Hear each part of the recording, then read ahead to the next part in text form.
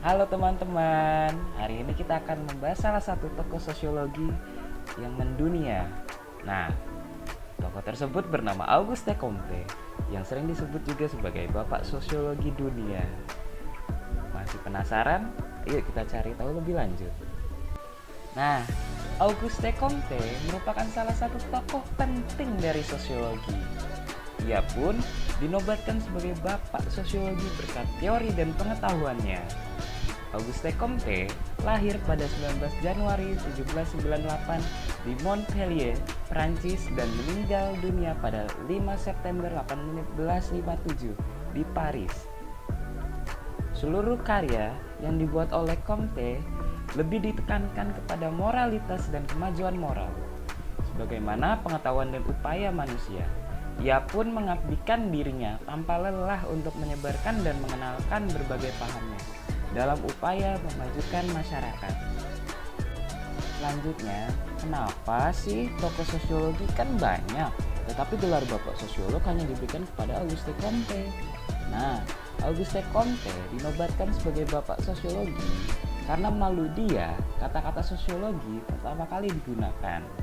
Auguste Comte mengenalkan pertama kali ilmu pengetahuan dengan menggunakan masyarakat sebagai objek studi, sehingga kelahiran sosiologi adalah ketika gejala sosial revolusi industri, dan pada saat itu revolusi ini terjadi banyak eksploitasi yang dilakukan kepada tenaga kerja atau buruh, dan terjadinya urbanisasi, yaitu perpindahan yang dilakukan masyarakat secara besar-besaran sampai memunculkan konflik-konflik yang baru.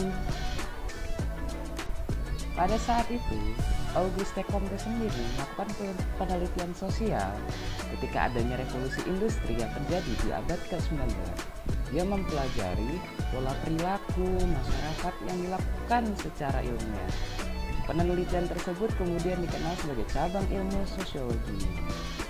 Nah, Auguste Comte itu sendiri mencetuskan beberapa teori, tapi salah satu teorinya yang dikemukakan oleh Auguste Comte, yaitu teori perkembangan pemikiran manusia, terdiri atas 3 tahap, yaitu tahap teologis, lalu meningkat ke tahap metafisik, kemudian mencapai tahap akhir yang disebut juga sebagai tahap positif. Tahap pertama, yaitu teologis itu sendiri, terlahir karena adanya atau mulainya perkembangan akal budi manusia, di mana masyarakat yang masih mempercayai roh halus, dewa-dewa, maupun Tuhan yang berkuasa penuh itu sendiri. Selanjutnya ada tahap metafisik, di mana tahapan kedua ini merupakan tahapan selanjut dari tahap teologis. Tahap metafisik ini sering disebut juga adalah tahap masa transisi ke tahap positif, di mana gejala sosial memiliki kekuatan yang dapat terungkap atau bisa disimpulkan bahwa ada pergeseran cara berpikir manusia, tetapi belum berpangkal dari data-data yang bersifat empirik. Terakhir, adanya tahap positif, yaitu di mana ilmu pengetahuan dapat berubah dan mengalami perbaikan. Perubahan ini juga akan berkembang seiring dengan kemampuan intelektual manusia.